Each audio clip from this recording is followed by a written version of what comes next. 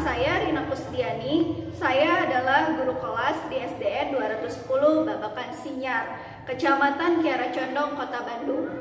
Saya adalah mahasiswa PPG dalam jabatan kategori 2 angkatan 1 2022 di LPTK Universitas Muhammadiyah Cirebon.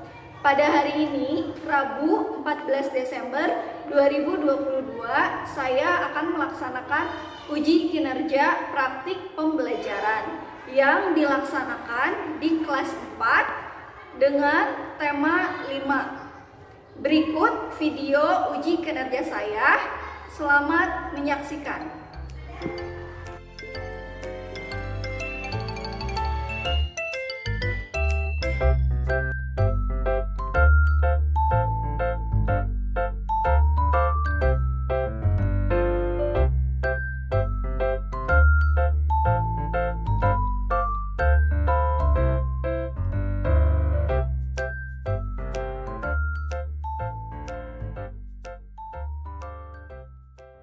Bismillahirrahmanirrahim.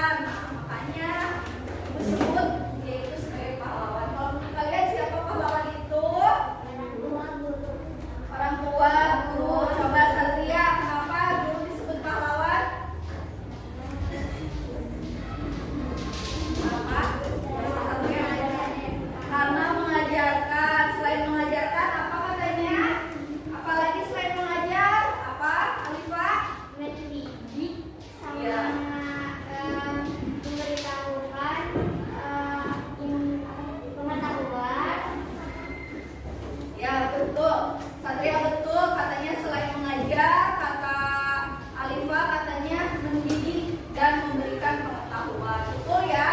Sepakat? Sepakat. Ya. Sebelumnya kita belum tepuk semangat, tepuk semangat dulu ya. Tepuk semangat.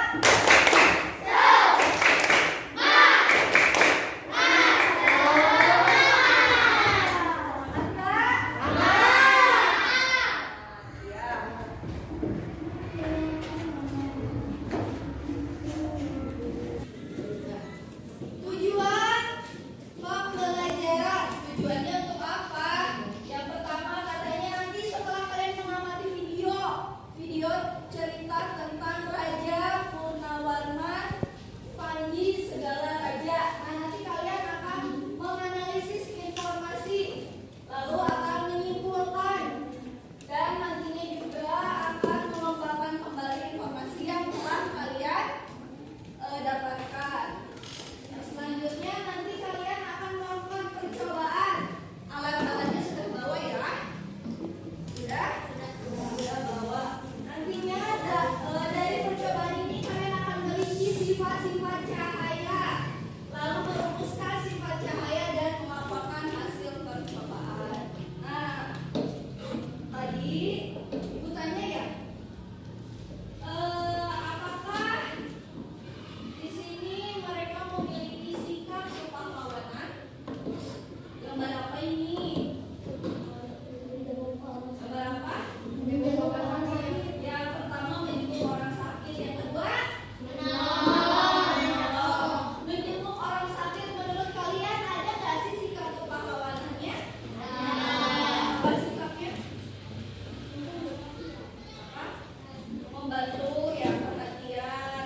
Yang kedua juga sama, itu membantu yang sakit ya, yang jatuh ya. Ibu ini memiliki sikap kepahlawanan. Setuju ya? Menolong orang lain dengan ikhlas, berani dan gigih merupakan sikap yang dimiliki oleh para pahlawan. Untuk menghargai mereka, kamu bisa meneladani sikap kepahlawanannya dalam kehidupan sehari-hari. Nah, bagaimana perjuangan tokoh di masa kerajaan Hindu, Buddha, dan Islam?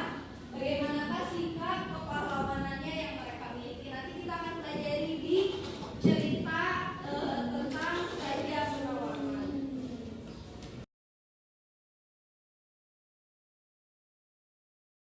Kalian simak dulu ya ceritanya. Kita pertama membahas Raja Purnawarman, Panji segala raja. Tahukah anak-anak Raja Purnawarman itu memerintah kerajaan Tarumanegara pada tahun 395 Masehi. Nah, apa maksud pemerintahannya anak-anak?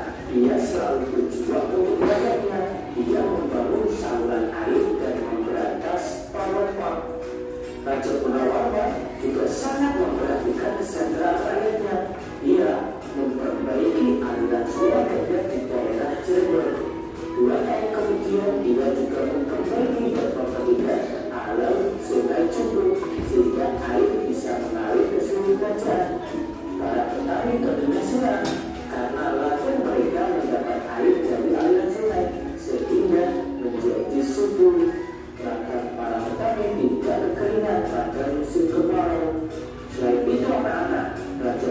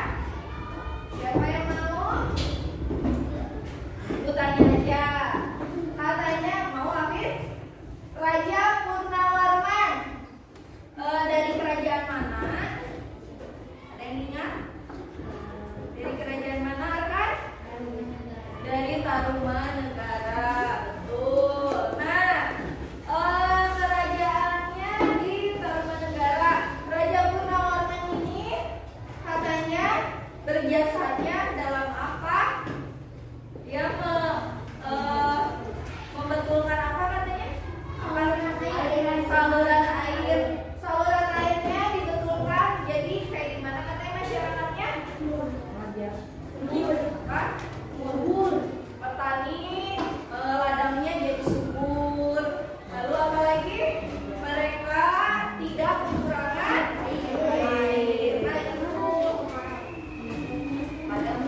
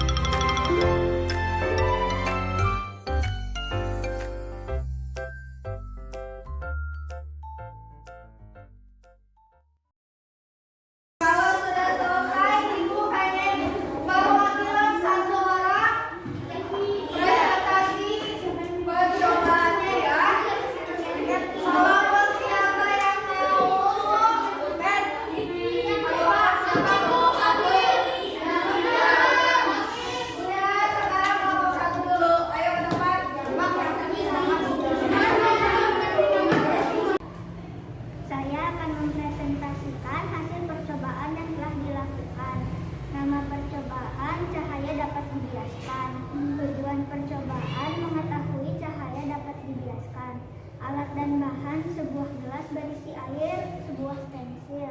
Langkah kerja. Center menggunakan cermin. Coba berbagai posisi cermin yang berbeda dan gunakan lebih banyak cermin. Hasil pengamatan cahaya senter yang diarahkan ke cermin. Arahkan cahaya ke tembok putih. Hasil pengamatan, cahaya senter yang melewati benda bening dapat terlihat, sedangkan sebaliknya pada benda tidak bening seperti kardus, cahaya tidak bisa menembus. Terlihat bengkok. Ya, kasih tepuk hebat untuk Yanita. Hebat, hebat, hebat. Nina, tepat. Coba sebutkan sama siapa yang mau ya? Siapa yang mau? Sifat cahaya. Ada 4. Siapa yang belum ya? Siapa ya? Sok Balkis, Ratu Balkis, coba ada 4 sama aja. Yang pertama, cahaya. Yang 4. Apa? Dipantulkan. Yang kedua, selain dipantulkan, penglihat, coba sebutkan 1.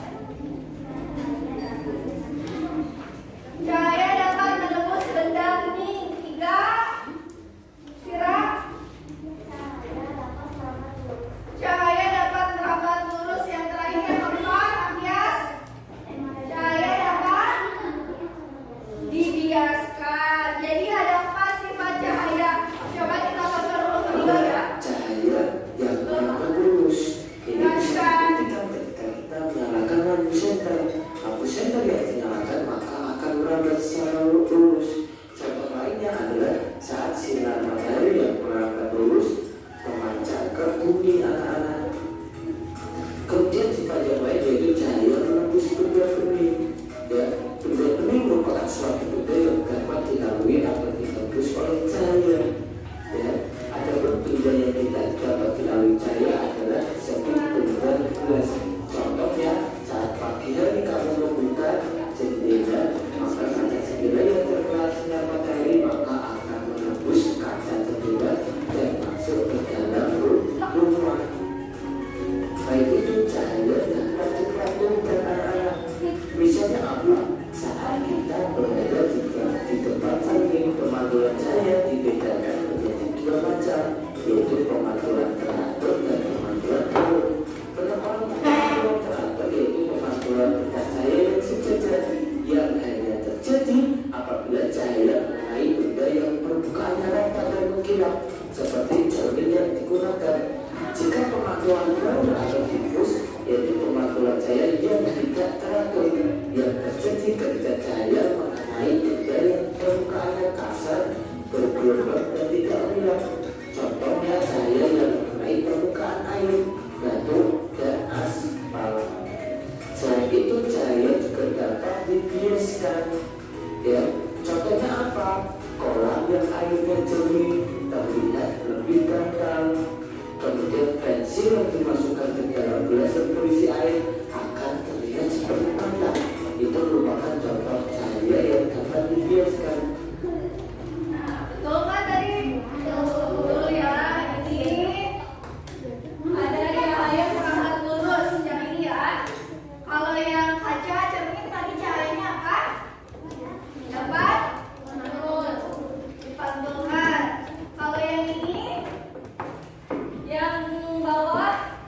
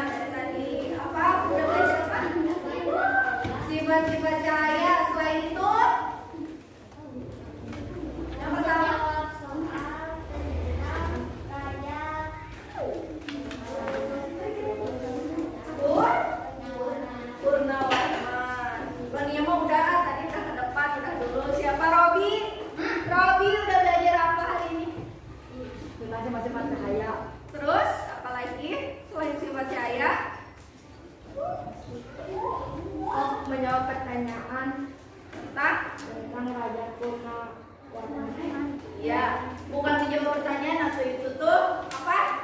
Lonia mau jawab apa?